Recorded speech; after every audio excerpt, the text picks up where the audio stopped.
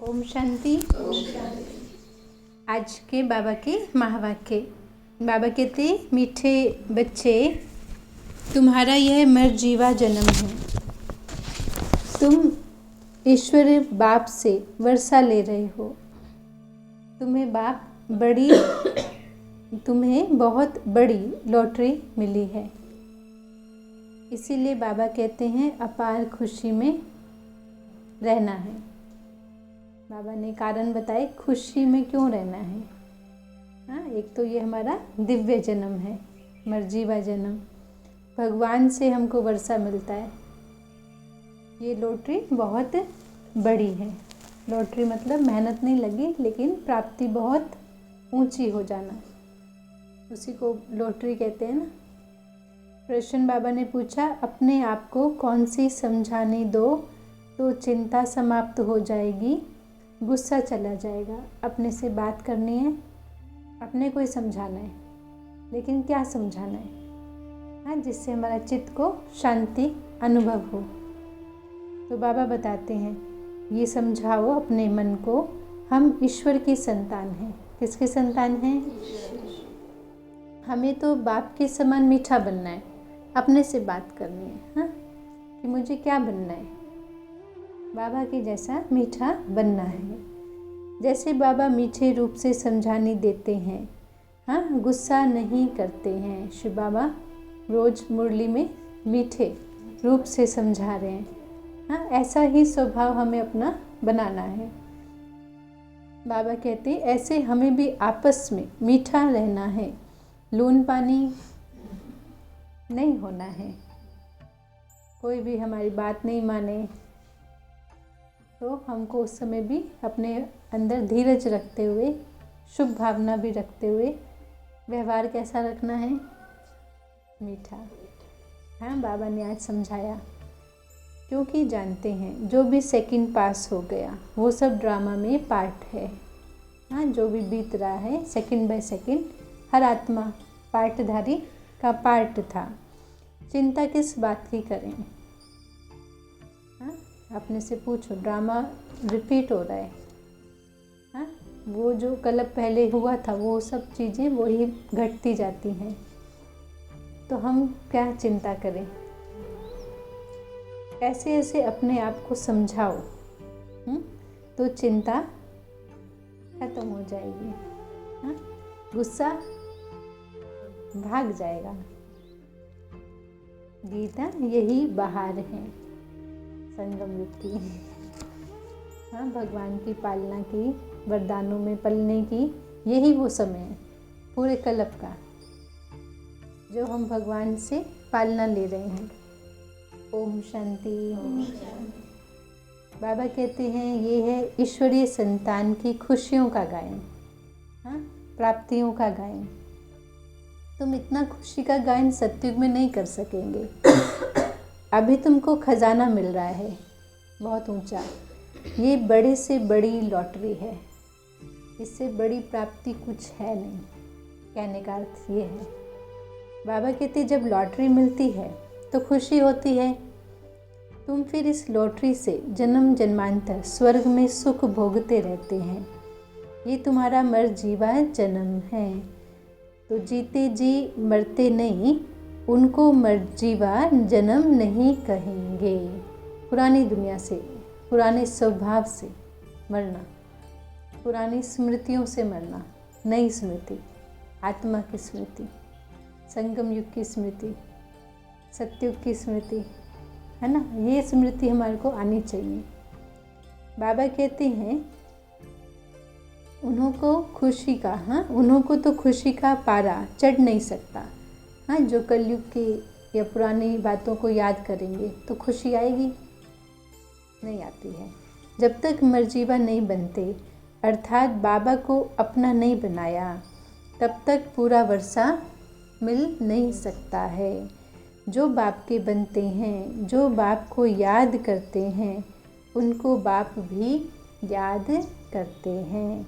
तुम हो ईश्वरीय संतान। कौन है?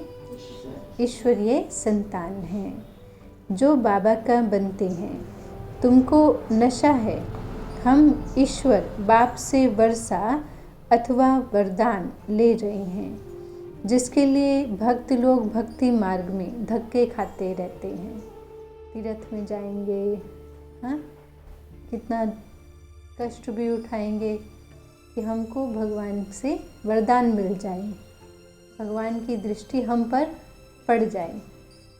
इसलिए भक्त कितनी, बाबा कहते कितनी वो मेहनत करते हैं बाप से मिलने के लिए, भगवान से मिलने के लिए अनेक उपाय करते हैं।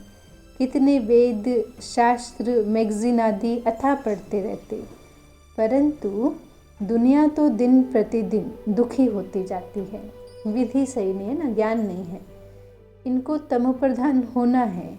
ये बबूल ट्री है ना, बाबा कहते हैं बबूल नाथ बाप आकर कांटों से हमको फूल बनाते हैं।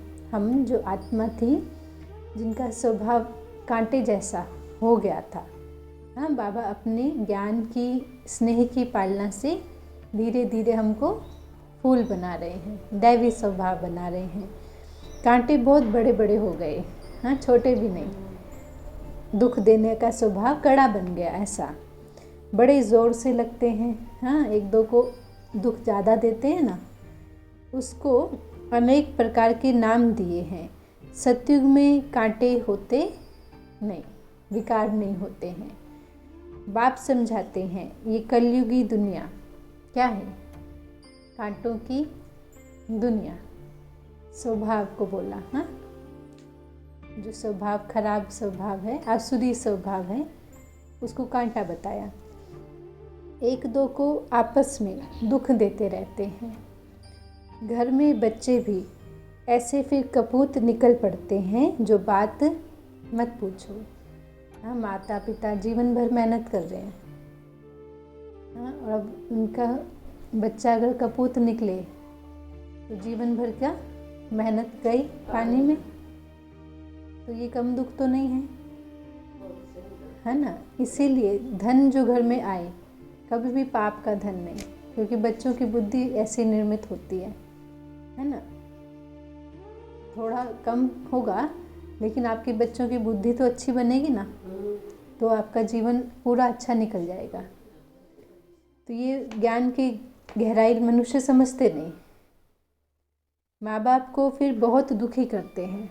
दुख कोई भार वाला दे भी नहीं सकता। घर के 4 सदस्य आपस में प्यार से रहें तो सुख, हाँ, और आपस में एक दो से ना बने तो दुख। सभी कोई एक समान भी नहीं होते हैं, है ना। सबसे जास्ती दुख देने वाला कौन है ये मनुष्य नहीं जानते हैं। बाबा कहते इन गुरुओं ने परमात्मा की महिमा ही गुम कर दी है। हम तो उनकी बहुत महिमा करते हैं। वो परम पूज्य परम पिता परमात्मा हैं। शिव का चित्र भी बहुत अच्छा है, परंतु बहुत लोग ऐसे हैं जो मानेंगे नहीं कि शिव कोई ऐसा ज्योतिर्बिंदु है, क्योंकि वह तो आत्मा सो परमात्मा कह देते हैं।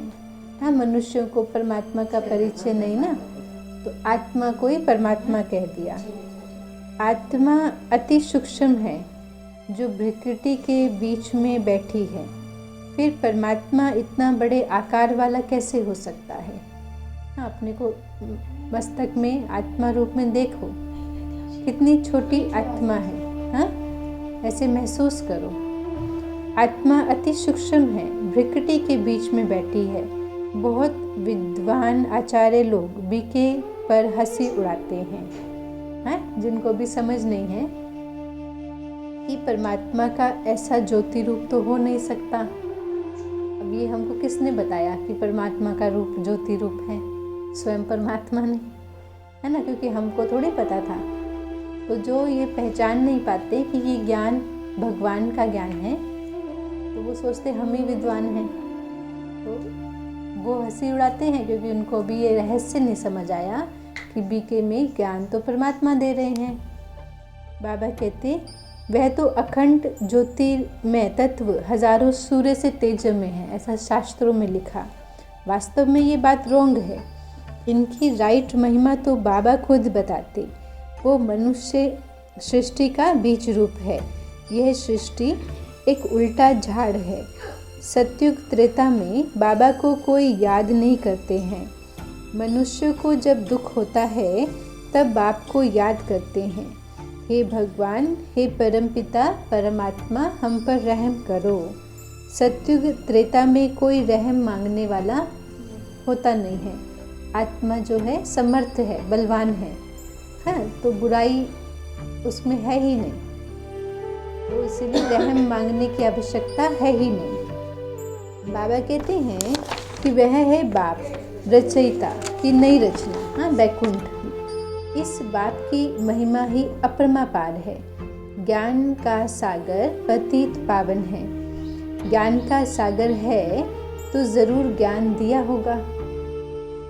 कैसे पता चले जब तक सुनाई नहीं। ज्ञान के सागर हैं तो बाबा कहते ज्ञान दिया है। वह सत्य चैतन्य आनंद स्वरूप है। बाबा का स्वरूप है, हाँ, सत्य है, चैतन्य है और आनंद का स्वरूप है।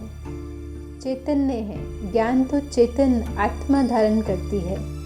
समझो, हम आत्मा शरीर छोड़कर जाएं तो आत्मा में ज्ञान के संस्कार तो हैं ही। हाँ, अमृत वेला उठ के बाबा को याद करना, मुरली सुनना, हाँ, अपना पूरे दिनचर्या श्रीमद् परमान जी व्यतीत करना, तो ये संस्कार बन गया। अब आत्मा जब दोबारा शरीर धारण करेगी, हाँ, थोड़ा शरीर बड़ा होगा तो फिर वो ही करना शुरू कर देगी, क्योंकि वो संस्कार यहाँ से लेकर जाएगी। तो बाबा कहते बच्चे बनेंगे तो वही संस्कार होंगे, परंतु ऑर्गन्स छोटे होते हैं तो बोल नहीं सकते। हाँ, ऑर्गन्स बड़े होंगे तो याद कराया जाता है, तो स्मृति में आ जाता है। हाँ, एक बार सुनेंगे ज्ञान तो अच्छे से समझ जाएंगे, क्योंकि पहले से पुरुषार्थ करके आई है तो उनको सहज हो जाएगा धारणा करने।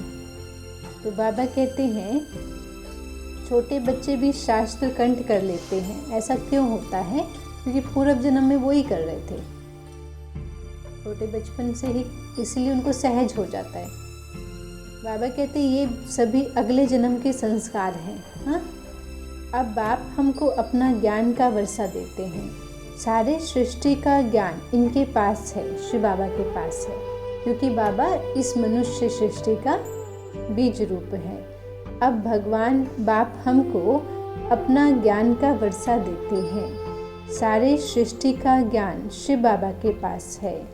हम अपने को बीज रूप नहीं कहेंगे। हाँ, हम आत्मा पाठधारी हैं, शिव बाबा अलग है ना। बाबा कहते हैं बीच में ज़रूर झाड़ के आदि मध्य अंत का ज्ञान होगा। तो बाप खुद कहते हैं मैं हूँ सृष्टि का बीज रूप। इस झाड़ का बीज ऊपर है, वो बाप सत्य चित्त आनंद स्वरूप ज्ञान का सागर है। सृष्टि के आदि मध्य अंत का शिव बाबा में ज्ञान होगा, नहीं तो फिर क्या होगा? शास्त्रों का ज्ञान थोड़ी होगा, वो बहुतों में है, परंतु परमात्मा की तो ज़रूर कोई नई बात होगी। हाँ, जो हम शास्त्र में पढ़ रहे हैं, भगवान धरती पर आकर वही सुनाए, फिर फर्क क्या हुआ? कुछ हम भूल गए, वो हमें याद दिलाने आए। कोई हमने गलतियां की हैं जिससे हम भटक गए, राह भटक गए, तो वो हमको राह दिखाने आए हैं। तो वो थोड़ी सुनाएंगे जो हम पहले से ही पढ़ रहे हैं, वो तो सत्य ज्ञान सुनाएंगे ना, जिसमें कोई मिलावट नहीं है ना, जो हमारे जीवन का मार्गदर्शन करे। तो बाबा कहते हैं हाँ, तो परमात्मा आएंगे तो ज़रूर कोई नई बात सुनाएंगे जो कोई भी विद्वान आदि नहीं जानते हैं। हाँ, कोई से पूछो इस सृष्टि रूपी झाड़ की उत्पत्ति, पालना, संहार कैसे होता है, इनकी आयु कितनी है, ये मनुष्य सृष्टि कैसे वृद्धि को पाती, तो बिल्कुल कोई नहीं समझा सकता, क्योंकि उनको खुद नहीं पता है। किसी को पता है कि एक हफ्ते में क्या क्या होने वाला है? तो ये तो सृष्टि की बात है ना, ये तो बाप ही समझाते हैं। बिल्कुल कोई मनुष्य नहीं समझा सकता। एक गीता ही है सर्व शास्त्र में शिरोमणि, बाकी तो सब उनके बाल बच्चे हैं। जबकि गीता पढ़ने से भी कुछ नहीं समझते हैं तो बाकी शास्त्र पढ़ने से फ़ायदा क्या। हाँ? कोई बाबा कहते पढ़ते हैं ना, लेकिन उसका हमें अर्थ भी नहीं पता है और उसकी प्राप्ति नहीं पता है, तो हमको ये सब चीज़ों का ज्ञान होना चाहिए। वर्षा तो फिर गीता से मिलना है। अब भगवान बाप सारे ड्रामा का राज समझाते हैं। बाप पत्थर बुद्धि से पारस बुद्धि बनाकर पारसनाथ बनाते हैं। अभी के मनुष्य सब पत्थर बुद्धि हैं। हाँ, पत्थरनाथ हैं, पत्थर की पूरी दुनिया के मालिक हैं। हम कौन से दुनिया के मालिक बनेंगे? पारसपुरी। परंतु वो अपने को बड़े बड़े टाइटल देकर अपने को पारस बुद्धि समझ बैठे हैं तो नहीं, लेकिन फिर भी अपने को समझते हम बहुत बुद्धिमान हैं। बाप समझाते हैं मेरी महिमा सबसे न्यारी है, शिव बाबा की। मैं ज्ञान का सागर, आनंद का सागर, सुख का सागर है। ऐसी महिमा तुम देवताओं को भी नहीं दे सकते। भक्त लोग देवताओं के आगे जाकर कहते हैं आप तो सर्वगुण संपन्न हो, 16 कला संपूर्ण हैं, और हम नीच पापी हैं। मंदिर में जाके कोई धनवान हो, कोई नेता हो, सब मंदिर में यही कहते हैं ना, तो वहाँ जाके तो अपने को महसूस करते हैं कि हम पापी हैं। वैसे कोई बोले तो कहेंगे हमारा अपमान कर दिया, है ना। तो ये समझने की बात है, खुद को खुद ही समझना है। कोई दूसरा बोले तो नहीं अच्छा लगेगा, लेकिन अपने कर्मों के दर्शन खुद ही करने हैं। हाँ, बाबा कहते ऐसी महिमा तुम देवताओं की नहीं कर सकते हैं। बाप की तो एक ही महिमा है, शिव बाबा की, वो भी हम जानते हैं। अभी हम मंदिर में जाएंगे तो बुद्धि में पूरा ज्ञान आएगा, हाँ, कि इन्होंने तो पूरे 84 जन्म लिए होंगे। हाँ, देवकुल की आत्मा ने 84 जन्म पूरे लिए होंगे। अभी अपने को कितनी खुशी है, कोई और तो नहीं है ना देवात्मा, कौन है? हम, तभी तो खुशी होगी। हाँ, आगे थोड़ी ख्याल आता था, हाँ, कि हम ही ऐसे ऐसे पाठ बजाते बजाते कलयुग में पहुँचे हैं। अभी हम समझते हैं हमको फिर ऐसा बनना है, कैसा जैसे थे, हाँ, बैकुंठवासी बनना है। बुद्धि में बहुत परिवर्तन आ जाता है, हाँ, दृष्टि में, सोच में, कर्म में, स्वभाव में एकदम परिवर्तन आ गया। कैसा स्वभाव बन गया? दैवी। हाँ, बाप बच्चों को समझाते आपस में बहुत मीठा बनो।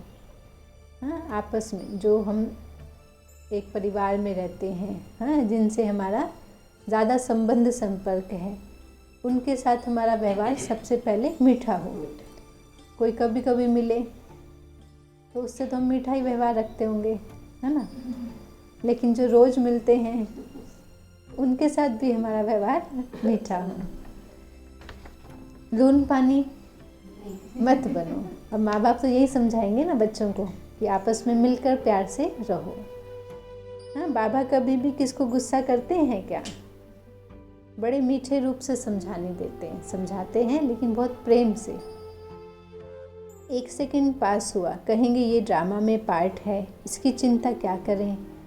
ऐसे ऐसे अपने को समझाना है। चिंता तो आती है अलग अलग रूप लेके, हाँ, लेकिन फिर अपने को बार बार समझाना है। तुम ईश्वरीय संतान कम थोड़ी हो।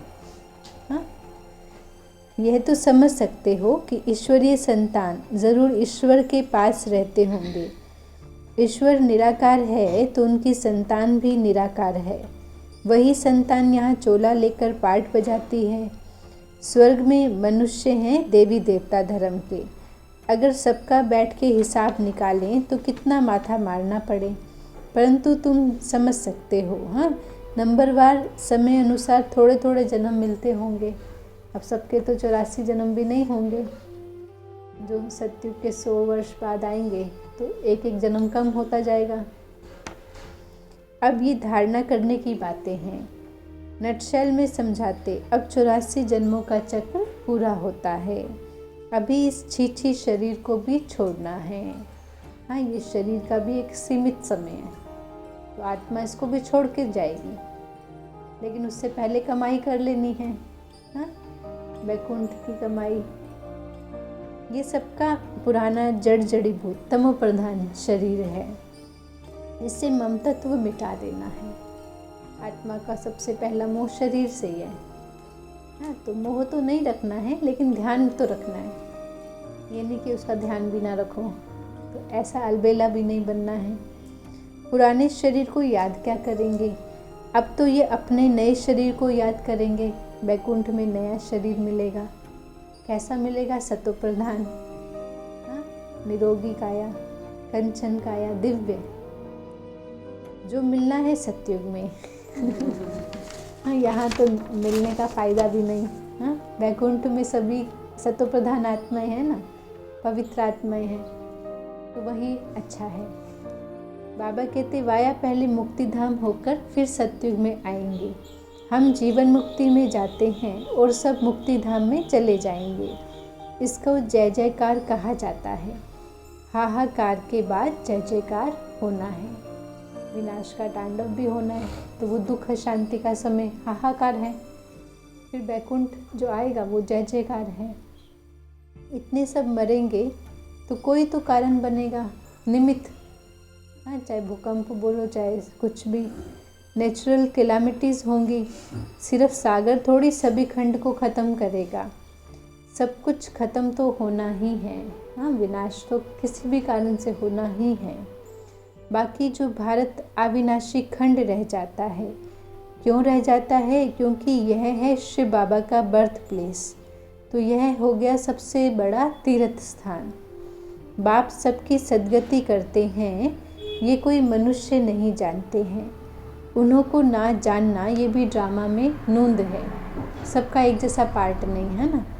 तब तो बाबा कहते हैं, हे बच्चे, तुम कुछ जानते नहीं थे, मैं तुमको रचता और रचना अथवा मनुष्य सृष्टि के आदि मध्य अंत का सारा भेद समझाता हूँ, जिसको ऋषि मुनि भी बेअंत बेअंत कहकर कहते गए। हाँ, ये थोड़ी समझते हैं सारी दुनिया के 5 विकार बड़े भारी दुश्मन हैं, जिस रावण को भारतवासी वर्ष वर्ष जलाते हैं।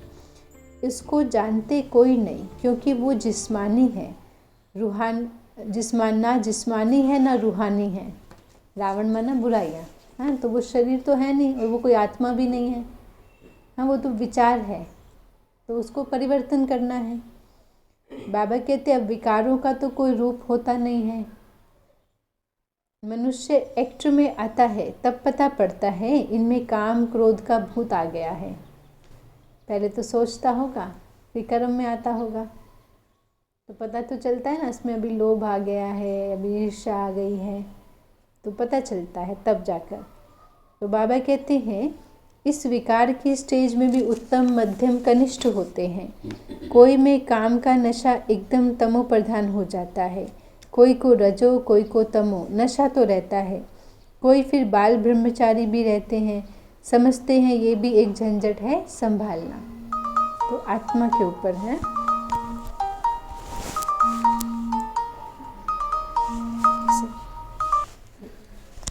बाबा कहते हैं समझते हैं ये भी एक झंझट है संभालना। सबसे अच्छा उनको कहेंगे। सन्यासियों में भी बाल ब्रह्मचारी अच्छे गिने जाते हैं। गवर्नमेंट के लिए भी अच्छा है, बच्चों की वृद्धि नहीं होगी, पवित्रता की ताकत मिलती है। कोई एक भी महान आत्मा अपना जीवन बना लेती है तो पूरे समाज को मदद तो मिल जाती है ना। तो जब बाबा नहीं होते हैं तो ऐसे कोई भी धर्म आत्मा, महान आत्मा जो सन्यास के तप के बल से दुनिया को एक सही मार्गदर्शन तो देती हैं। तो बाबा कहते हैं ये हुई गुप्त, हाँ, पवित्रता की ताकत ये विश्व को मिलती है, गुप्त बात है। सन्यासी भी पवित्र रहते हैं, छोटे बच्चे भी पवित्र रहते हैं, वानप्रस्थी भी पवित्र रहते हैं। तो पवित्रता का बिल मिलता ही आता है। हाँ, पवित्रता होती है तो अच्छी समझ होती है, अच्छी बुद्धि होती है, तो उससे सबको सहयोग मिलता है। बाबा कहते हैं उन्हों का भी कायदा चला आता है कि बच्चों को इतनी आयु तक पवित्र रहना है, तो वो भी बल मिलता है। तुम हो सतो प्रधान पवित्र आत्मा, ये अंतिम जन्म तुम बाप से प्रतिज्ञा करते हो। हाँ, बाबा ने हमको स्मृति दिलाई तो हमने भी प्रतिज्ञा करी कि हम भी भगवान के इस कार्य में मददगार बनेंगे। कैसे? पवित्र जीवन को अपनाकर। हाँ, क्योंकि वैकुंठ की स्थापना के लिए कौन सा बल चाहिए? पवित्र दुनिया है तो पवित्रता का बल चाहिए। तो बाबा कहते हैं तुम सत्युग की स्थापना करने वाले हो। जो करेगा सो पवित्र दुनिया का मालिक बनेगा। हाँ, जब गांधी जी ने आंदोलन किया था तो जो जो मददगार बने फिर उनको अलग अलग मर्तबा मिल गया।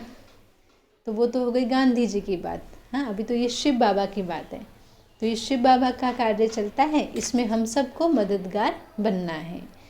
बाबा कहते फिर बनते हैं नंबरवार पुरुषार्थ अनुसार। हाँ, कम जास्ती तो होता ही है। तो बाबा कहते हैं ये ईश्वरीय कुटुंब है। ईश्वर के साथ हम रहते हैं कल्प में एक बार, बाद बस फिर तो दैवी कुल में चले जाएंगे, है ना। वहाँ तो बहुत जन्म रहेंगे। ये एक जन्म दुर्लभ है। ये जो जन्म मिलता है ये हर एक को तो नहीं मिलता। थोड़ी सी आत्माएं, इतने करोड़ों मनुष्यों में कंपैरिजन करें तो मुट्ठी भर आत्माएं ये पवित्र जन्म की अधिकारी बनी। ये ईश्वर कुल है उत्तम से उत्तम। ब्राह्मण कुल सबसे ऊंचा चोटी है। नीचे ते नीच कुल से हम ऊंच ब्राह्मण कुल के बने हैं। शिव बाबा जब ब्रह्मा को रचे तब तो ब्राह्मण रचे। कितनी खुशी रहती है जो बाबा की सर्विस में रहते हैं। हम ईश्वर की औलाद बने हैं और ईश्वर की श्रीमत पर चलते हैं। अपनी चलन से उनका नाम बाला करते हैं। हमको कोई देखे तो क्या कहे, है ना, इनको सिखाने वाला कौन है ना। तो उनको ऐसा महसूस तो हो कि इनके कितने अच्छे चरित्र है, चलन है। हाँ, तो उनको महसूस हो कि इनको जरूर कोई ऊंची शिक्षा मिलती है। तो ऐसे नाम वाला होता है। बाबा कहते हैं वो तो आसुरी गुणों वाले हैं। हाँ, तुम दैवी स्वभाव, दैवी गुणों वाले बनते हो। जब तुम संपूर्ण बन जाएंगे तो तुम्हारी चलन बहुत अच्छी, हाँ, रॉयल हो जाएगी। बाबा कहेंगे ये हैं दैवी गुणों वाले, नंबरवार पुरुषार्थ अनुसार। आसुरी गुण वाले भी सब नंबरवार तो है ना।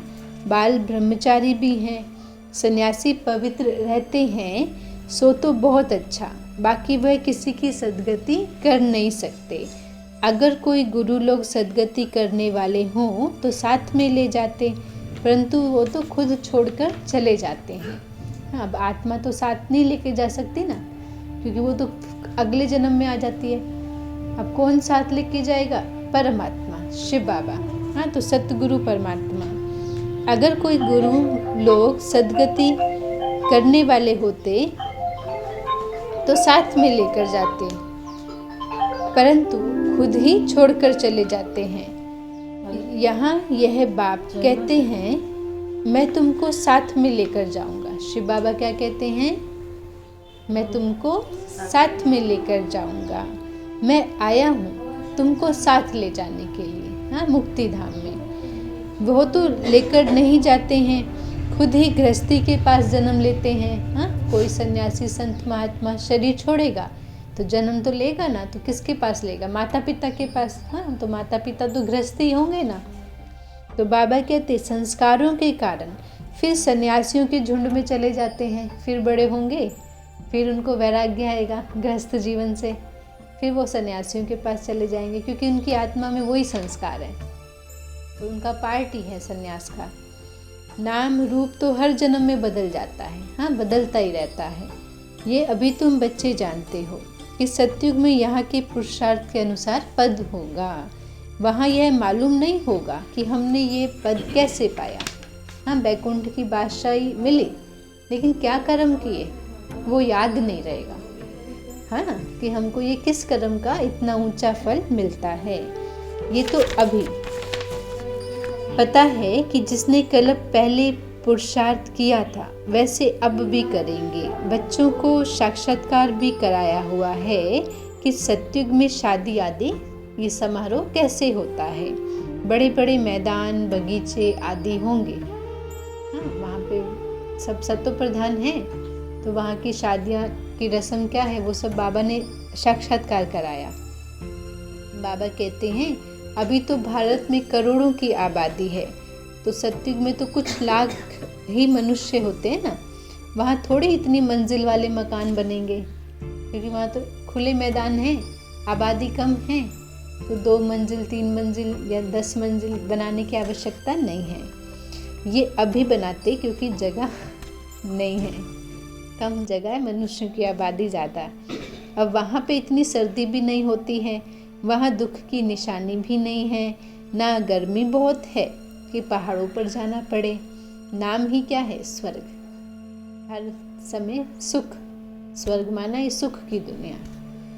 इस समय मनुष्य कांटों के जंगल में पड़े हैं। हाँ, बैकुंठ की भेंट में ये दुनिया तो बिल्कुल कांटों का जंगल। जितना सुख की चाहना करते हैं उतना क्या होता है, दुख ही बढ़ता जाता है। अब बहुत दुख होगा। हाँ, दुनिया में दिन प्रतिदिन दुख बढ़ता जाता। लड़ाई होती है तो खून की नदियाँ बहेंगी। अच्छा, बाबा कहते ये मुरली सब बच्चों के आगे सुनाई, सम्मुख सुनना तो नंबर 1 मार्क्स, हाँ, टेप से सुना तो नंबर 2 मार्क्स, मुरली पढ़ना नंबर 3 मार्क्स। सतो प्रधान सतो रजो, वाइब्रेशंस का फर्क पड़ता है ना। बाबा की जो वाइब्रेशन है वो तो बाबा के सम्मुख रहने से मिलेंगे। तो बाबा कहते हैं अब तमो तो कहेंगे नहीं। टेप में हुबहू आती है, हाँ, एक एक लाइन हुबहू आती है। अच्छा, बाप दादा और मीठी माँ का सिकिलदे बच्चों को याद प्यार और गुड मॉर्निंग। रूहानी बाप की रूहानी बच्चों को नमस्ते। हम रूहानी बच्चों की मीठे रूहानी बाबा को याद प्यार, गुड मॉर्निंग, नमस्ते बाबा, नमस्ते नमस्ते। सदा रहो हंसते बनो फरिश्ते। शुक्रिया शुक्रिया शुक्रिया बाबा, आपका लाख लाख शुक्रिया। कम बोलो, धीरे बोलो, मीठा बोलो, सोच समझ कर बोलो। अभी धारणा के लिए बाबा कहते अपनी चलन, हाँ, व दैवी गुणों से बाप का नाम बाला करना है, हाँ, आसुरी अवगुण निकाल देने हैं, पुरुषार्थ करके निकालने हैं। दूसरा पॉइंट, इस पुराने जड़ी भूत शरीर में ममतात्व नहीं रखना है, नए सत्युगी शरीर को याद करना है, हाँ? पवित्रता की गुप्त मदद करनी है। वरदान देते बाबा, रूहानियत की शक्ति के द्वारा दूर रहने वाली आत्माओं को समीपता का अनुभव कराने वाले मास्टर सर्वशक्तिमान भव। जैसे साइंस के साधनों के द्वारा दूर की हर वस्तु कैसी अनुभव होती है, समीप है। टीवी में देखते हैं ना, हम तो नहीं वहाँ गए, लेकिन उसके माध्यम से वो वस्तु, वो जगह हमें सामने नज़र आ रही है, समीप नज़र आती है। ऐसे ही बाबा समझाते, दिव्य बुद्धि के द्वारा दूर की वस्तु समीप अनुभव कर सकते हैं। जैसे साथ रहने वाली आत्मा को, हाँ, स्पष्ट देखते हो, बोलते हो, सहयोग देते हो और लेते हो, ऐसे रूहानियत की शक्ति के द्वारा भी दूर रहने वाली आत्मा को समीपता का अनुभव करा सकते हो। हाँ, सिर्फ इसके लिए क्या बनना पड़े, मास्टर सर्वशक्तिमान और संपन्न और संपूर्ण स्थिति, इसमें स्थित रहो। हाँ, कि मैं आत्मा मास्टर सर्वशक्तिमान संपन्न और संपूर्ण आत्मा, स्थिति में स्थित रहो और संकल्प शक्ति को स्वच्छ बनाओ, शुद्ध शुभ भाव वाले। हाँ, तो हमको ये अनुभव होता है। स्लोगन है, अपने हर संकल्प, बोल और कर्म द्वारा औरों को प्रेरणा देने वाले ही प्रेरणा मूर्त हैं। संकल्प, बोल और कर्म के द्वारा प्रेरणा देने वाले क्या बन गए, प्रेरणा मूर्त हैं। आज का सम्मान, हाँ, मैं संपन्न और संपूर्ण आत्मा हूँ। संपन्न और संपूर्ण आत्मा हूँ। मैं संपन्न और संपूर्ण आत्मा हूँ। संपन्न और संपूर्ण आत्मा हूँ। ओम शांति।